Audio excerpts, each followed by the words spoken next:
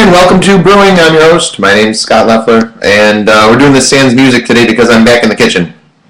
Back in the kitchen for a variety of reasons. Primarily the reason being that I'm not alone today. My hair is something unique. I don't know what's going on there. Well, this is the beauty of doing video instead of radio, right? When I did radio, I could just show up and look like whatever. Now I have to look somewhat reasonable, but I don't know. This is really bothering me. You know what? Hold that thought.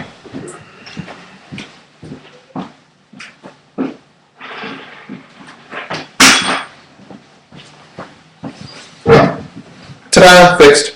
Alright, so, welcome back. I'm your host. My name is Scott. Brewing with Scott Leffler. You can tweet me right during the show at Scott Leffler on Twitter, or there are other ways that you can get a hold of me. You can get a hold of me via email. You can get a hold of me via Facebook. You can get a hold of me on Google+. You can text. You can call. You can, all sorts of ways. Pretty much, I am the most get-a-holdable person in the world. Well, something like that. So I have things that I want to talk about today. There's a theme today. The theme is things that annoy me. And that's often the theme of the show. That's kind of how I roll, actually. Like, oh, what annoys me today? That's what I'm going to talk about. So what annoys me today? First of all, is guys that got to wear hats on TV shows because their hair is all screwed up. Big Bird. Really with the Big Bird? Shut the up with the Big Bird. I am so sick of hearing about Big Bird. Alright, so it was cute, like, right after the debate, there were all these little images, and I think I even shared one on my own Facebook, probably on Twitter. It was basically like, oh, Big Bird, and like, it had Muppets with knives and stuff, and like, oh, shit just got real, I don't know, whatever. But that was the day after the debate. You know how things are cute? Like, my youngest does this. Well, she's not so bad at it anymore, but she used to be. Something will be cute once, and so then they do it for like the next 48 hours, and like by the end of that 48 hours, you really just want to strangle whoever it is. Well, right now I want to strangle the whole world with their whole Big Bird thing, because it's played out, it's done, I'm sick of it, whatever, moving on. So yeah, so there's that. And it continues to go. In fact, Saturday night, if you watch Saturday Night Live, you should watch Saturday Night Live, by the way. Sometimes it's lame. This week's, I fell asleep. But Muse was really good. The musical guest isn't always very good, but this week the musical guest being Muse was, in my particular opinion, actually quite good. I find a lot of times that they don't understand the acoustics or something, like the sound just doesn't come out right. But I found that this week Muse did really well. Big Bird came on during the Weekend Update, the news portion of the show, and I don't remember what it was that he was talking about, but Big Bird was on Saturday Night Live, and I was just like, you know what, I'm sick of the whole Big Bird thing. Like, alright, so Mitt Romney wants to cut funding for PBS. What else is new?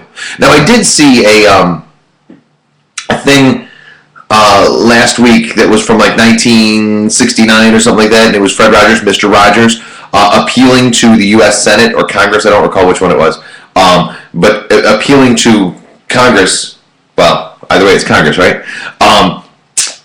For funding for PBS because they had $20 million in funding and Congress was considering canceling it, and so then they kept the funding because Mr. Rogers is freaking awesome, because Mr. Rogers owns Congress, basically. So that was kind of cute, but for the most part, all these things with the Big Bird, I'm just like, really, just shut up. Like, alright, so Mitt Romney wants to cut funding for PBS. What Republican candidate hasn't wanted to cut funding for PBS? In fact, I recall the revolution in 94, not a real revolution, but the Republican Revolution in 1994, one of their big things was they wanted to cut funding for PBS. Now, obviously, that never happened, but there is room for a discussion on whether or not we need PBS. And both sides would have valid arguments. But whenever we do have that argument, can you leave Big Bird at home? Because honestly, it's just annoying, and it's just stupid. My opinion. You might think something different. You are welcome to.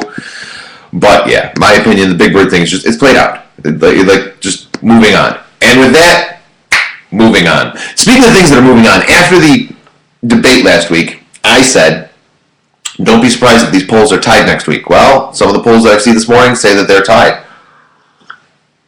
It's not expected to stay that way. Obama will likely pull ahead again, unless something drastic happens. And that's entirely possible because Mitt Romney's out there like poking bears with sticks, trying to figure out what to do. Right now, he's poking the bear that is Syria or Iran, whichever way you want to look at it. But Mitt Romney has decided, you know what? I'm kind of crap on domestic things, let's see how I work on the other side of the world.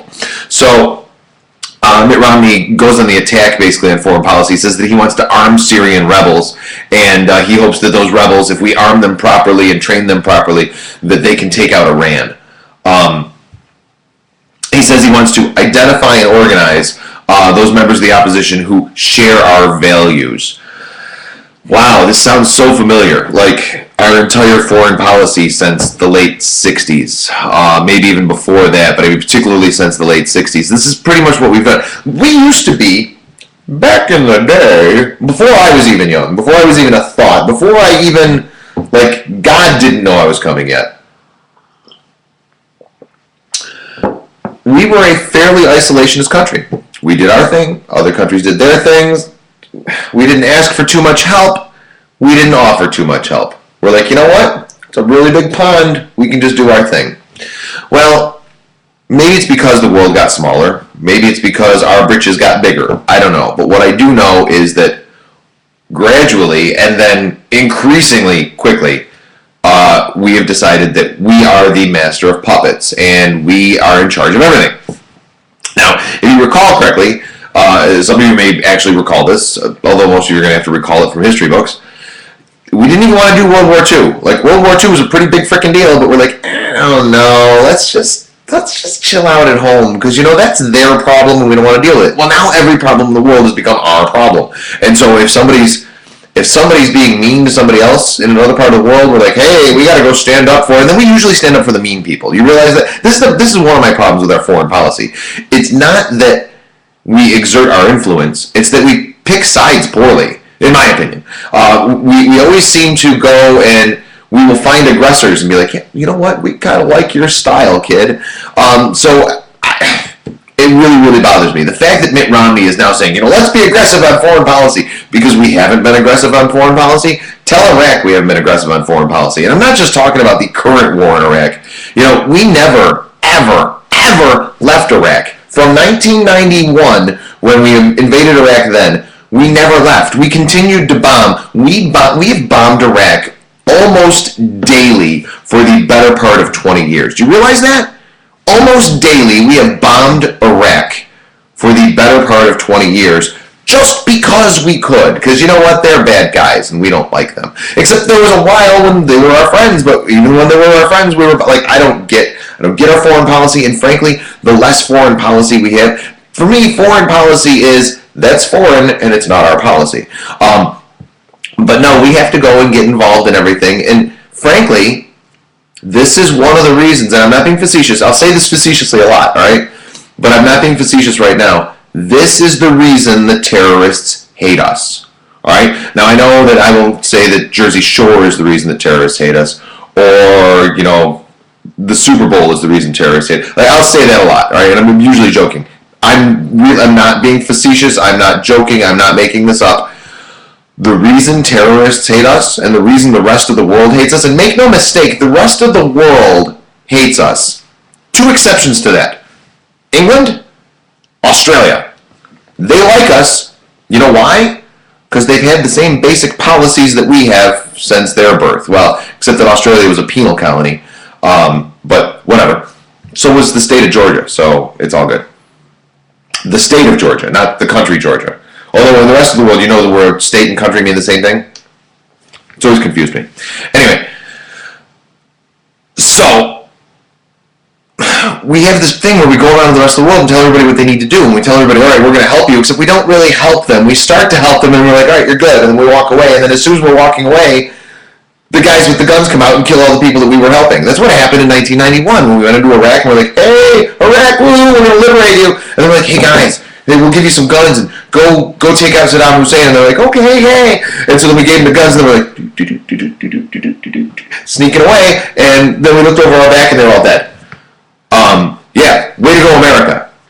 Look, I don't dislike America. I'm sure that sounded really cold, really harsh, whatever, but I don't really give a shit because we have some really bad ideas, and sometimes our really bad ideas involve giving weapons to other countries and to rebel groups within other countries, and then hoping that they do our bidding. Except what ends up happening is that we create Osama bin Laden.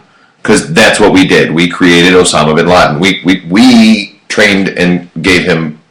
Same thing with Saddam Hussein. All of our enemies, not all of our enemies, a large portion of our enemies were created by us. And one of the reasons they hate us is because we just don't keep ourselves to ourselves, and we need to do that. So Romney wants to be, yeah, foreign policy, and I'm thinking, Roms, dude, just chill. Let's not do that. My personal belief. All right. Today's episode is things that annoy me. All right. Big Bird. Not that Big Bird annoys me, but the latest thing with Big Bird. I'm past it. Let's move on.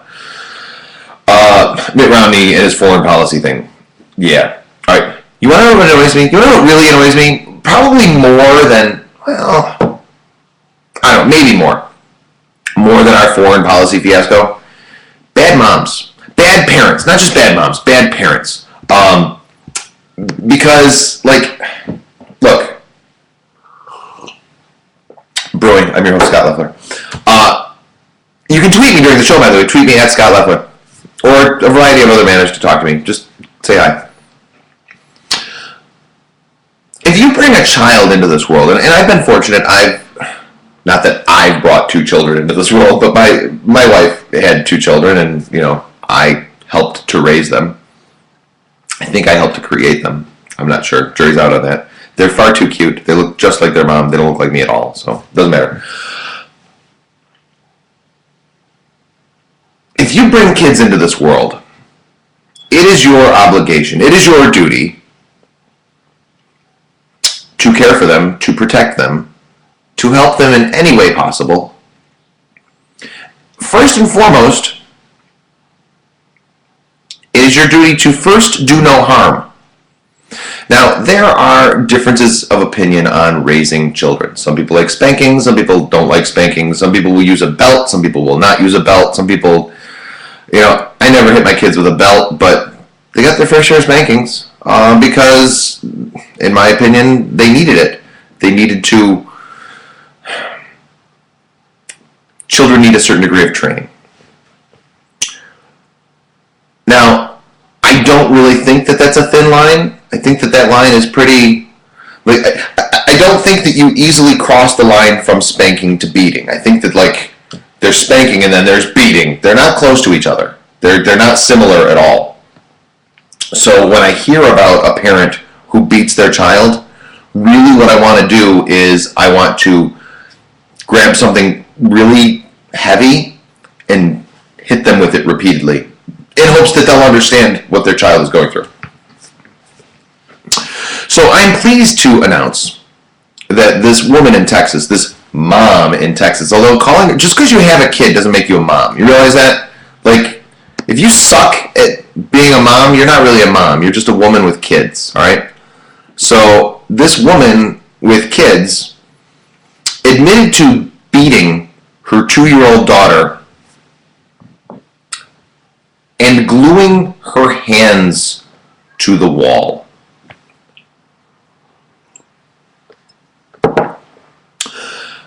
Elizabeth Escalone pleaded guilty just 2 months ago, to injuring a child. She's scheduled to be sentenced today. Now, it is entirely possible that she will get life in jail. Life in jail. Now, when I first saw this story, I didn't see that there was a beating. I saw that she glued her kid's hands to the wall and she was going to get life in jail for that. And I thought, gluing your kid's hands to the wall seems a bit strange to me, but whatever, maybe different strokes and different folks and all that fun stuff. Does she really need to get life in jail for that? Then I saw the rest of it. Apparently, last year, September 7th of last year to be exact, her daughter was not behaving. She was potty training, and it wasn't going as well as Miss Escalona wanted. So she kicked her. She kicked her 2-year-old daughter in the stomach repeatedly. She also hit her with various objects, according to her other children. She then glued this poor girl's hands to the wall. And her 2-year-old daughter was in a coma for 2 days. Now, thank God she came out of that coma after just 2 days, because I don't think it usually works like that. But this woman could potentially go to jail for her whole life, and I would support that. I would also support her going to a special part of hell, because there's the hell that I'm going to, that you're going to. Well, maybe you're not.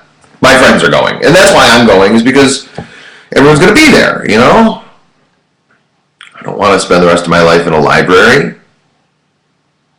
In my mind, heaven's a library. Hell is a house party with kid and play and everything. I don't know where I'm going. I don't know if I believe in hell, to be honest with you. Sometimes I think that this is hell. But then I look and I see I have 2 beautiful daughters, and I go, well, maybe not. That's kind of enjoyable. But I would never beat them. And if I did beat them, then I should go to hell. The special part of hell, the really bad part of hell, where you get the hot poker up your ass for eternity. That part of hell. That's where this woman should go. She should have her hands glued to a frying pan and then have that frying pan turned on and left on for eternity. That's what I personally think. But that's just me. Maybe I'm a bit sadistic. Bad moms annoy me. All right? They frustrate me greatly. The last thing that annoys me for today, well, the last thing that I'm going to discuss annoying me for today, David Blaine. Have you heard or seen David Blaine's latest magic trick?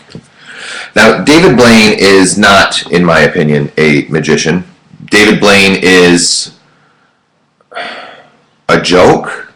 David Blaine is a punchline gone wrong. Like, I really don't know what David Blaine is, but he is not, in my opinion, a magician. However, his latest magic trick has him at Manhattan's Pier 54, where 1,000,000 volts of electricity will flow from one Tesla coil to another, straight through David Blaine's body.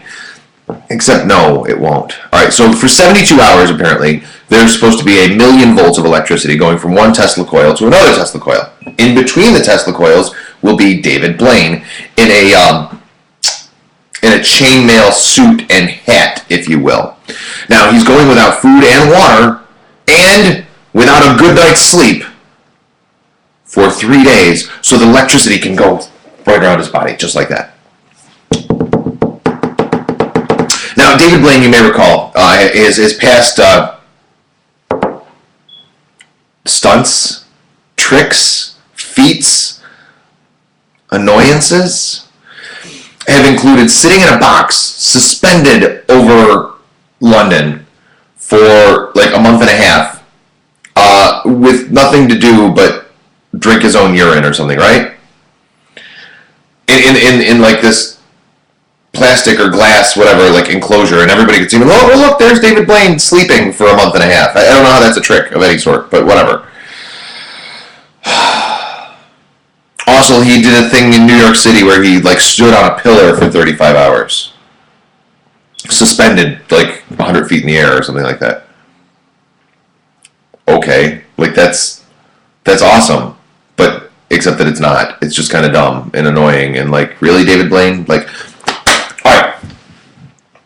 I live just outside of Niagara Falls, New York. This past summer, it's a couple months ago, Nick Wallenda crossed from one side of the Niagara River, from one side of Niagara Falls to the other side. He walked from America to Canada on a tightrope. It took about a half an hour, I believe. It was fun. It was exciting. The whole world watched. I watched it on TV. Had a good time. I was pretty excited about the whole thing, to be honest with you. I thought it was good for the area. I thought that it was fun. It was all the things that David Blaine is not. All right? Because it was exciting. It was fun. Now, Nick Wallenda ended up wearing a harness, so he couldn't fall. He couldn't fall to his death. Thank God, because no one, well, not no one, I didn't want him to fall to his death. But there was a level of excitement to it. David Blaine's stunts lack excitement. Now, how can you say that, Scott? He's got 1,000,000 volts passing through his body. No, No, he doesn't. And this is the part that frustrates me about David Blaine. He's attempting to say that this is, dangerous, and he's in the middle of a lightning storm, and the electricity's passing through him. Except he is basically wearing this chainmail suit that he's wearing, which you would think, oh, well, that's going to conduct electricity, and so, it could kill him. It's kind of like a Tesla shark cage. There's a thing called a Faraday cage, right? And basically in a Faraday cage,